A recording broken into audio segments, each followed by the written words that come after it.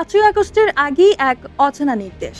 নিজের ঘনিষ্ঠ আত্মীয় স্বজনদের দেশ ত্যাগে উৎসাহিত করেন তৎকালীন প্রধানমন্ত্রী শেখ হাসিনা। যখন এরাও চায় না, কেউই চায় না, মাননীয় স্পিকার তার মধ্যে বলে দিচ্ছে যে বলতো কোনো কোটাই থাকবে না। সূত্র বলছে, শেখ হাসিনা সরকারের পতনের আগে মাত্র একদিন আগে 4 আগস্টই দেশের বাইরে থাকা এক আত্মীয়কে মোবাইল ফোনে বার্তা পাঠান তিনি, নো ওয়ান স্টে হিয়ার। এই বার্তার অর্থ বুঝে নিতে কারো সময় লাগেনি। নির্দেশ পেয়ে ওই আত্মীয়, যিনি একজন সাবেক সংসদ সদস্য এবং আওয়ামী লীগের গুরুত্বপূর্ণ পদে ছিলেন, তাৎক্ষণিকভাবে দেশ ত্যাগ করেন। বর্তমানে তিনি আশ্রয় নিয়েছেন অস্ট্রেলিয়ায়। RICL TMX, যুগের পর যুগ স্থাপনা থাকে মজবুত।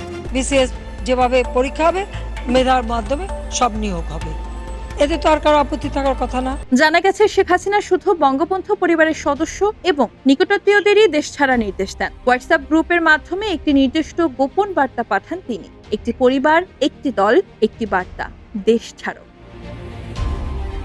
পরদিন 5 আগস্ট ভোরে শেখ হাসিনা তার ছোট বোন শেখ রেহেনাকে সঙ্গে নিয়ে বাংলাদেশ ত্যাগ করেন এবং ভারতের উদ্দেশ্যে রওনা হন। পরে সেখান থেকে শেখ রেহেনা লন্ডন চলে যান।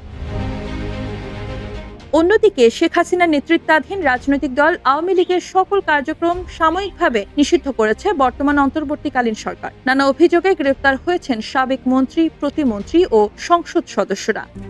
RICL TMX, যুগের পর যুগ স্থাপনা থাকে মজবুত। তবে বঙ্গবন্ধু পরিবারের অধিকাংশ সদস্য নিরাপদ আশ্রয় নিয়েছেন যুক্তরাষ্ট্র, কানাডা, যুক্তরাজ্য, অস্ট্রেলিয়া এবং সিঙ্গাপুরে। কেউ কেউ রয়েছেন ভারতেও। এখন পর্যন্ত কেবল একজন শেরনিয়াবাদ মঈনুদ্দিন আব্দুল্লাহ গ্রেপ্তার হয়েছেন। তিনি শেখ হাসিনার ফুফাতো ভাইয়ের সন্তান।